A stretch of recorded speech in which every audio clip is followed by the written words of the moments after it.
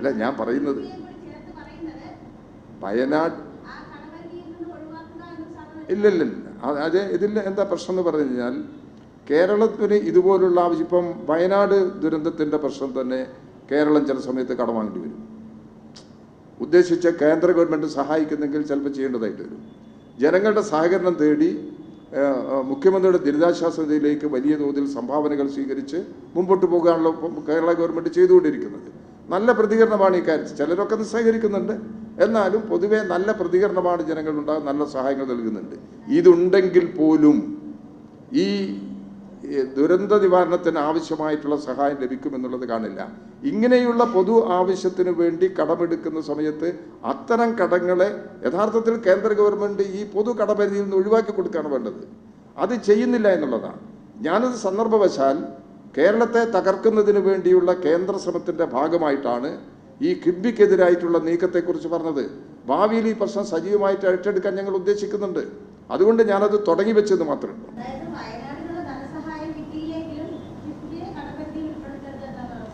അല്ല വയനാടിൽ നിന്ന് ധനസഹായം കിട്ടിയില്ലെങ്കിലും എന്നുള്ളൊരു കണ്ടീഷനെ ഞങ്ങൾക്കില്ല.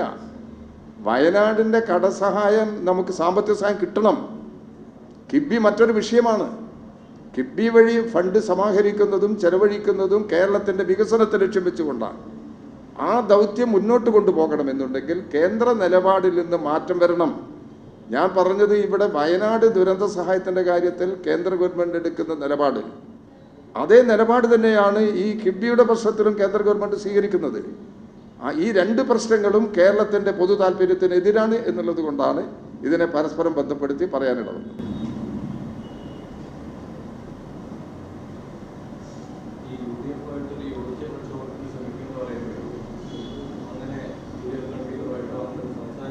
സംസാരിക്കും ഇപ്പം സംസാരിച്ചിട്ടില്ല. ഇപ്പം അവർ പൊതുവായിട്ട് ഇങ്ങനെ ഒരു നിലപാടെടുത്ത് നിൽക്കുന്നത് കൊണ്ട് സംസാരിക്കും. നിങ്ങൾ ഈ പ്രതിപക്ഷ നേതാവ് ആവർത്തിച്ച് പറയുന്നില്ലേ, സഹകരിക്കാൻ തയ്യാറില്ല. ഈ പാലക്കാട് ഇലക്ഷൻ്റെ സന്ദർഭങ്ങളിൽ പോലും അദ്ദേഹം എടുത്തു പറഞ്ഞില്ലേ.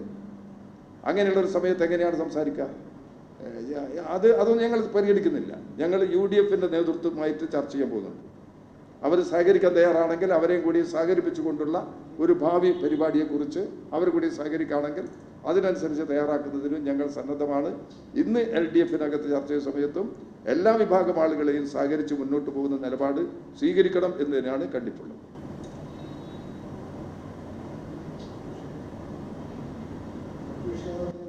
ഇതിൽ അവരുടെ നേതൃത്വം എടുക്കുന്ന ഒരു നിലപാടിൻ്റെ ഭാഗമാണ് വയനാട് ജില്ലയിൽ 2 ഹർത്താൽ പ്രഖ്യാപിക്കേണ്ടി വന്നത്. അല്ലെങ്കിൽ അവർക്ക് ഒന്നിച്ച് നടത്തിയാൽ പോരെ, ഒന്നിച്ച് ഒരു എഫക്റ്റല്ലേ, ഒന്നിച്ച് നടത്തിയാൽ പോരെ. അപ്പം ഇടതുപക്ഷ ജനാധിപത്യ മുന്നണിയുമായി സഹകരിക്കില്ല എന്നൊരു നിലപാട് ഇവിടെ UDF സ്വീകരിച്ചു വരുന്നുണ്ട്. അതിന് വ്യത്യസ്തമായ ഒരു അനുഭവമാണ് ഇപ്പോൾ MP-മാരുടെ കോൺഫറൻസിൽ. അത് നേരത്തെ അവർ ഒന്നിച്ച് നിവേദനം കൊടുക്കാൻ തീരുമാനിച്ചിട്ടും അത് തയ്യാറായിട്ടില്ല. ഇപ്പോൾ അവർ ഒന്നിച്ചിടപെടാമെന്ന് തീരുമാനിച്ചു. അതിനെ ഞങ്ങൾ സ്വാഗതം ചെയ്യണം. ആ നിലപാടിനെ സ്വാഗതം ചെയ്യണം. അതിനെ കൂടി അടിസ്ഥാനമാക്കി തുടർന്നും നമുക്ക് ഇവരെ കൂടി സഹകരിപ്പിക്കുന്നതിന് വേണ്ടിയുള്ള നിലപാട് ഞങ്ങളെന്തായാലും സ്വീകരിക്കാം. അതിൽ ഞങ്ങൾ പുറകോട്ട് പോകുന്നില്ല. അതാണ് ഞാനിങ്ങനെ LDF ചർച്ച ചെയ്യേണ്ട വിഷയമല്ലത്. അത് തികച്ചും ഒരു നിയമപ്രശ്നമാണ്. സജി ചെറിയാൻ്റെ പ്രശ്നത്തിൽ ഇപ്പോൾ കോടതി എടുത്തിട്ടുള്ള കോടതി വിധി തികച്ചും നിയമപരമാണ്. അത് നിയമത്തിൻ്റെ വഴിവെച്ച് പരിശോധിക്കട്ടെ. നിയമപരമായ പരിശോധന കഴിഞ്ഞിട്ട് വരട്ടെ. എന്നിട്ട് എന്ത് കാര്യങ്ങൾ എന്നുള്ളത് നമുക്ക് ആലോചിക്കാം. കോടതിയും നിയമവ്യവസ്ഥയും എല്ലാം ഈ നാട്ടിലുണ്ടല്ലോ, അവർ ഫൈനലൈസ് ചെയ്യട്ടെ. അത് ഫൈനലൈസ് ചെയ്യുന്ന മുറയ്ക്ക് എന്ത് നിലപാട് സ്വീകരിക്കണമെന്നുള്ള അപ്പോൾ നമുക്ക് ആലോചിക്കാം.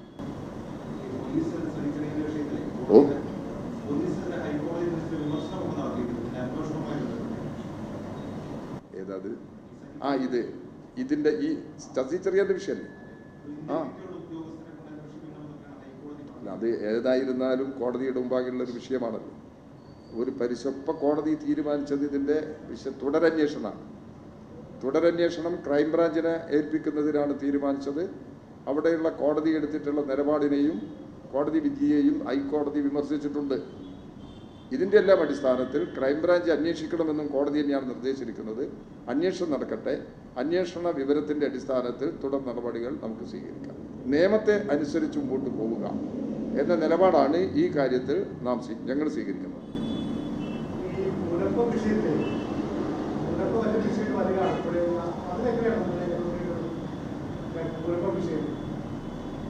അല്ല, മുൻപം വിഷയത്തിൽ ഈ ഒരു കുടുംബത്തെയും അവിടെ നിന്ന് ഒഴിപ്പിക്കാൻ പാടില്ല എന്നുള്ളതാണ് ഗവൺമെന്റിന്റെ നിലപാട്. അതിനനുസൃതമായ തീരുമാനങ്ങളെടുത്ത് പ്രാവർത്തികമാക്കുമ്പോഴുള്ള അതിൻ്റെ എല്ലാ നിയമവശവും പരിശോധിച്ച് ജനങ്ങൾക്ക്, അവിടുത്തെ കൈവശക്കാരായ ആളുകൾക്ക് കൂടുതൽ സംരക്ഷണം കിട്ടണം. അങ്ങനെ ഒരു നിലപാടെടുക്കണം എന്നുള്ളതാണ് ഗവൺമെന്റ് തന്നെ നിശ്ചയിച്ചിരിക്കുന്നത്. ഇടതുപക്ഷ ജനാധിപത്യത്തിന്റെ നിലപാട് അതാണ്. അത് കേരളത്തിൽ ഇപ്പോൾ അത് ചർച്ച ചെയ്തുകൊണ്ടിരിക്കുന്ന ഒരു വിഷയമാണ്. ഗവൺമെന്റ് സർവകക്ഷി യോഗം വിളിച്ചു ചേർത്ത് ഈ പ്രശ്നങ്ങൾ പരിശോധിച്ച് നിലപാടിലെത്താൻ പോകുന്നു. അതുകൊണ്ട് മുൻപത്തെ കൈവശക്കാരുടെ പക്ഷത്താണ് ഇടതുപക്ഷ ജനാധിപത്യം. അവിടെ താല്പര്യങ്ങൾ സംരക്ഷിക്കുന്ന നിലപാടാണ് മുൻപ് വിഷയവുമായി ബന്ധപ്പെട്ടുകൊണ്ട് എടുക്കുന്നത്. സർവകക്ഷി യോഗം വിളിക്കുന്നുണ്ട് മുഖ്യമന്ത്രി. അത് നേരത്തെ അനൗൺസ് ചെയ്താണല്ലോ.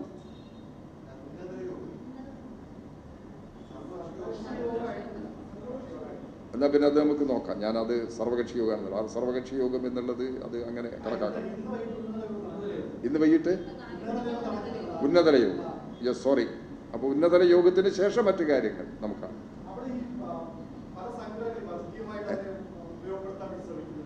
വർഗീയമായിട്ട് ഉപയോഗപ്പെടുത്താൻ ശ്രമിക്കലാണല്ലോ. അത് തിരിച്ചറിയാൻ കഴിയണം. ആ വർഗീയമായ നിലപാടെടുക്കുന്നവരെ തിരിച്ചറിഞ്ഞ് അതിൽ നിന്ന് നാടിനെ രക്ഷിക്കണം. ആ നിലപാടിന്റെ കൂട്ടത്തിലാണ് ഞങ്ങളും.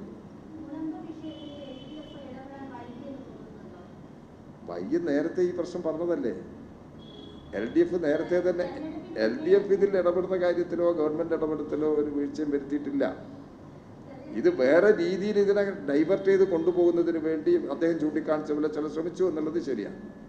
അത് പരിഹരിക്കാനാണ് ശ്രമിക്കുന്നത്. ആ പ്രശ്നം ശാശ്വതമായി പരിഹരിക്കാനാണ് ശ്രമിക്കുന്നത്. കൈവശക്കാരുടെ അവരുടെ അവകാശ ഭൂമി സംരക്ഷിച്ചുകൊണ്ട് ശാശ്വതമായി പരിഹരിക്കുന്നതിന് വേണ്ടിയുള്ള നിലപാടാണ് ഈ കാര്യത്തിൽ സ്വീകരിക്കുന്നത്. എല്ലാ നടപടികളും സ്വീകരിക്കും. കൈവശക്കാർ എത്രയും കുടുംബം എന്നുള്ളത് എനിക്കിപ്പോൾ പറയാൻ കഴിയില്ല. കൈവശക്കാർ ആരൊക്കെയാണോ അവരുടെ കൂട്ടത്തിലാണ്. അല്ല, അത് നമുക്ക് കൗണ്ടിങ് ഇപ്പം നാളെ റിസൾട്ട് വരുമല്ലോ. റിസൾട്ട് വരുന്നതിന് ശേഷം ഇനി ഇതെല്ലാം പെട്ടിയില്ലല്ലേ, പുറത്ത് വരട്ടെ. ഇനി അതുവരെ ഊഹങ്ങളല്ലേ പറഞ്ഞുകൊണ്ടിരിക്കുന്നതെല്ലാം. ഞങ്ങളായാലും അവരായാലും എല്ലാവരും പൊതു നിഗമനങ്ങളാണല്ലോ. ആർക്ക് കോൺഫിഡൻസ് കുറവൊന്നുമില്ല. അതുകൊണ്ട് കോൺഫിഡൻസ് കുറവൊന്നുമില്ല. കാര്യം നമുക്ക് നോക്കിയിട്ട് തീരുമാനിക്കാം. അല്ല ഇല്ല, നമ്മൾ ഇലക്ഷൻ്റെ ഒരു വിശകലനം LDF-നകത്ത് നടത്തിയിട്ടില്ല. ഇല്ല, അതിന് കൗണ്ടിങ്ങിന് ശേഷം നടത്താൻ അപ്പം നിൽക്കേണ്ടിയിരിക്കുന്നു.